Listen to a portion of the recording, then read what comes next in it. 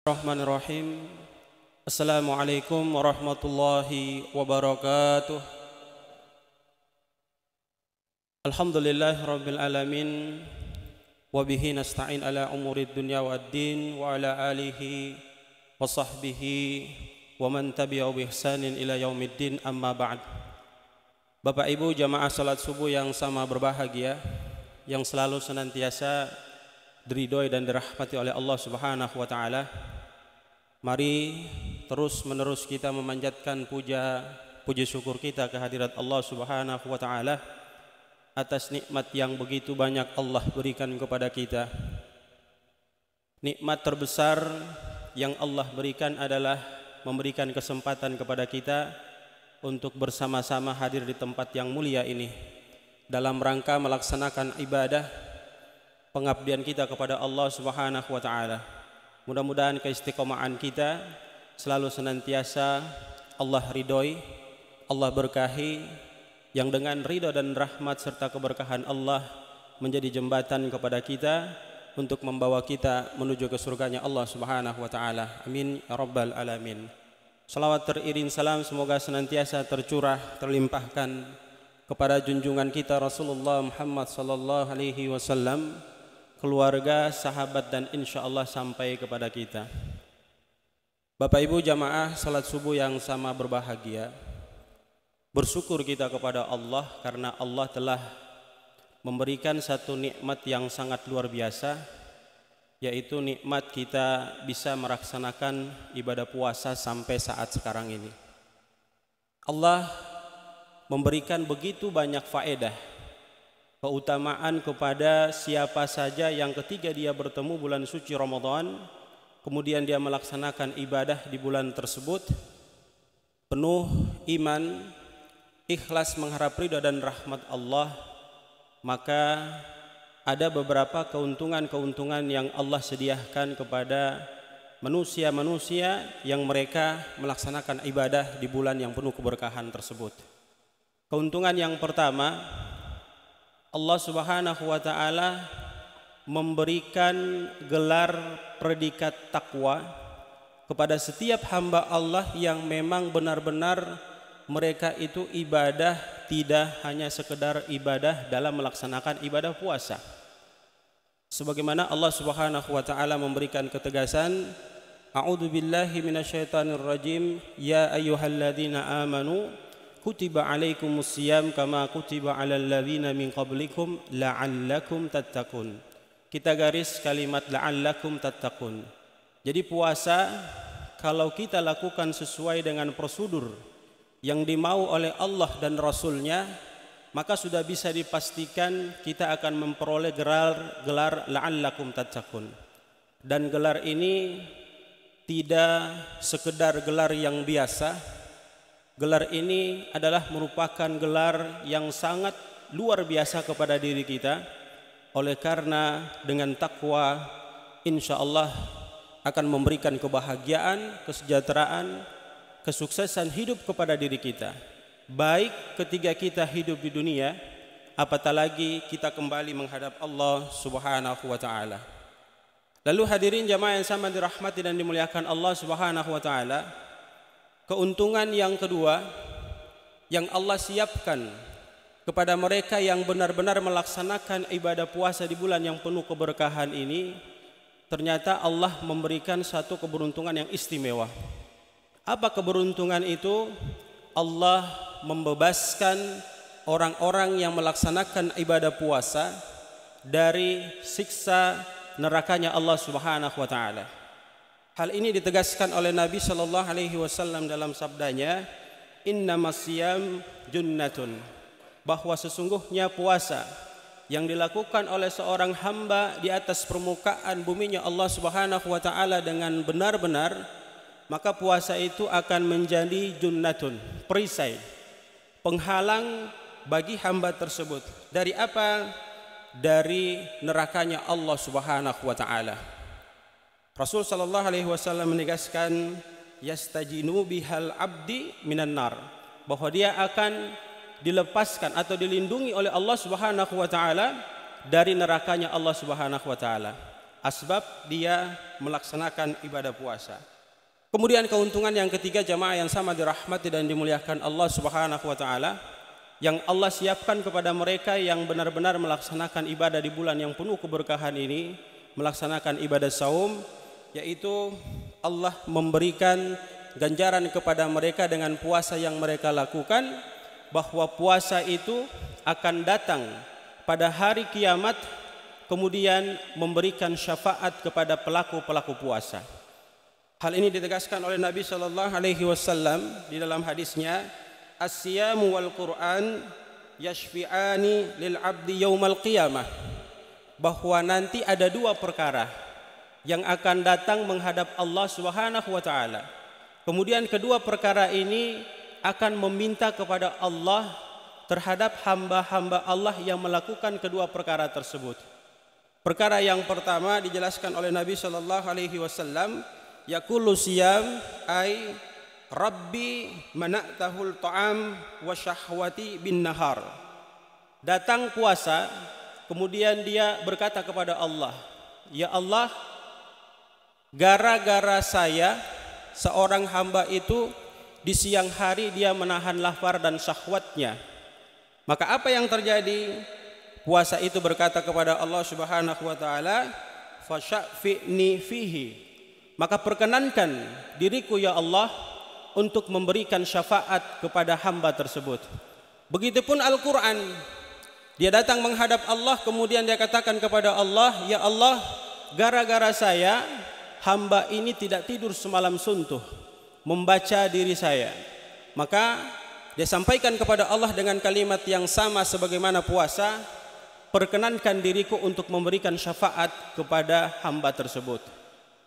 Hadirin yang sama berbahagia, sangat luar biasa pahala atau keutamaan yang Allah berikan kepada seorang hamba ketika dia benar-benar konsisten melaksanakan ibadah yang penuh keberkahan ini. Lalu yang keempat, keuntungan yang keempat yang Allah berikan kepada seorang hamba yang ketika dia menemui bulan suci Ramadan, kemudian dia istiqomah puasa dengan sesungguhnya dari awal sampai akhir tidak batal, mengharap ridha dan rahmat Allah Subhanahu wa taala, maka ganjaran yang Allah berikan kepadanya sebagaimana hadis yang umum dibacakan oleh para penceramah di atas mimbar ini, yaitu Allah Subhanahu wa taala akan menghapuskan dosa-dosanya. Sebagaimana Rasulullah SAW bersabda, man shoma ramadhana imanan wa ihtisaban ghufira lahu ma taqaddama min dambih. Jadi kalau kita puasa dengan sesungguh-sungguhnya mengharapkan ridha dan rahmat Allah, tentu ampunan Allah akan Allah berikan kepada diri kita. Lalu hadirin yang sama dirahmati dan dimuliakan Allah Subhanahu wa taala, puasa ini juga adalah merupakan sebuah perkara yang membendung seorang hamba untuk menghalangi dirinya daripada melakukan syahwat. Sekali lagi, puasa ini adalah merupakan sebuah amal yang membendung seorang hamba untuk melakukan sesuatu perkara yang bersifat syahwat. Sebagaimana Nabi sallallahu alaihi wasallam bersabda, ya ma'syaral sabab man istata'a minkumul ba' falyatazawwaj. Wahai para pemuda, kata Nabi sallallahu alaihi wasallam, ketika kalian telah mampu untuk melaksanakan sebuah perkara yang diperintahkan oleh Allah Subhanahu wa taala, dalam hal ini sebuah pernikahan, falyatazawwaj, maka hendaknya kalian memenuhi pernikahan tersebut. Fa innahu aghuddu lil basar, karena dengan menikah itu akan menundukkan pandangan kalian. Kemudian Nabi sallallahu alaihi wasallam menjelaskan, wa ahsanu lil fajri, kemudian dengan menikah itu akan memelihara diri kita daripada kemaluan kita. Lantas Rasulullah sallallahu alaihi wasallam menjelaskan, wa man lam yastati fa alaihi bisyam, kalau dia tidak mampu untuk menahan syahwatnya, maka hendaknya bagi seorang laki-laki ataupun perempuan ketika dia belum mampu untuk menikah, dia melakukan puasa. Kadang dengan puasa akan memendung dirinya daripada melakukan syahwat kepada Allah Subhanahu wa taala. Hadirin Bapak Ibu jamaah yang dirahmati dan dimuliakan Allah Subhanahu wa taala. Lantas keuntungan berikutnya yang Allah berikan kepada seorang hamba ketika dia benar-benar melaksanakan ibadah puasa di bulan yang penuh keberkahan ini, maka nanti di akhirat Allah Subhanahu wa taala akan menyiapkan satu pintu khusus. Sekali lagi, Allah Subhanahu wa taala akan menyiapkan satu pintu khusus, yang mana pintu ini kata Nabi sallallahu alaihi wasallam tidak ada satu manusia pun yang bisa masuk ke dalam pintu tersebut kecuali mereka yang melaksanakan ibadah puasa. Sehingga dalam hadis ini dijelaskan bahwa Nabi sallallahu alaihi wasallam memberikan pembelajaran kepada kita, memberikan pengertian kepada kita bahwa tatkala pintu ini dihadapkan kepada orang-orang yang melaksanakan ibadah puasa pada saat mereka di dunia, maka mereka dipersilahkan oleh Allah Subhanahu wa taala untuk masuk kepada pintu tersebut. Nama pintunya adalah Babur Rayyan. Dan setelah orang-orang yang melaksanakan puasa itu masuk ke dalam pintu yang namanya Babur Rayyan itu, kemudian Allah memerintahkan para malaikatnya untuk menutup pintu tersebut, dan tidak ada satupun manusia yang bisa masuk melalui pintu tersebut kecuali orang-orang yang melaksanakan ibadah puasa. Kemudian hadirin yang sama dirahmati dan dimuliakan Allah, ternyata kita yang melaksanakan ibadah puasa di bulan yang penuh keberkahan ini, doa kita itu mustajab di hadapan Allah Subhanahu wa taala. Sebab Nabi sallallahu alaihi wasallam menyatakan kepada kita, ada 3 doa makhluk di alam permukaan buminya Allah Subhanahu wa taala yang tatkala ketiga kelompok makhluk ini berdoa kepada Allah, maka doa itu akan diijabah oleh Allah Subhanahu wa taala. Di antara makhluk-makhluk tersebut, yang pertama seseorang yang dia puasa, kemudian setelah dia berpuasa, sebelum dia berbuka, masa puasanya dari terbit fajar sampai terbenam matahari, dan dia bermanjatkan doa kepada Allah, insya Allah doanya akan diijabah oleh Allah Subhanahu wa taala. Apalagi dia berada pada posisi waktu yang afdal, waktu yang mana diijabah oleh Allah Subhanahu wa taala. Ketika kita mau berbuka puasa, maka kita membaca doa di waktu tersebut, maka insya Allah doa kita akan diijabah oleh Allah Subhanahu wa taala. Sehingga ini memberikan informasi kepada kita bahwa tatkala datang untuk memasuki kita melaksanakan buka puasa, jangan sampai kita menyia-nyiakan waktu yang istimewa ini untuk memanjatkan doa kepada Allah. Paling tidak kita meminta kepada Allah agar Allah menjaga kita daripada siksa neraka. Kita meminta kepada Allah agar Allah memberikan kekuatan kepada kita untuk semakin hari semakin taat ibadah kepada Allah. Kita meminta kepada Allah agar Allah melindungi diri dan keluarga kita daripada hal-hal yang sifatnya negatif, yang mana kenegatifan itu mengantarkan kita ke arah yang dimurkai dan dibenci oleh Allah Subhanahu wa taala. Jadi Bapak Ibu jamaah yang sama dirahmati dan dimuliakan Allah, mari kita gunakan waktu istimewa yang Allah berikan kepada diri kita di saat kita berbuka, kita bermunajat kepada Allah. Yang saya perhatikan, mohon maaf Bapak Ibu jamaah yang sama dirahmati dan dimuliakan Allah, sudah mau masuk buka puasa, saudara-saudara kita sibuk dengan cerita yang cerita itu tidak memberikan manfaat kepada diri kita masing-masing. Hendaknya kita memanfaatkan waktu itu untuk berdoa kepada Allah agar kita benar-benar mendapatkan keberkahan dari puasa yang kita lakukan. Hadirin yang sama dirahmati dan dimuliakan Allah. Kemudian yang kedua, doa pemimpin yang adil. Yang ketiga, dia berdoa kepada Allah, insya Allah akan diijabah oleh Allah Subhanahu wa taala. Dan yang ketiga, doa orang yang terzolimi, maka ketika dia berdoa, insya Allah doanya akan dikabulkan oleh Allah Subhanahu wa taala. Itulah beberapa keuntungan yang Allah Subhanahu wa taala siapkan kepada kita ketika kita benar-benar mengisi Ramadan ini dengan melaksanakan ibadah sesuai dengan apa yang disyariatkan oleh ajaran agama kita untuk kita ikuti, sesuai dengan apa yang ditetapkan oleh baginda Rasul Muhammad sallallahu alaihi wasallam untuk kita jalani.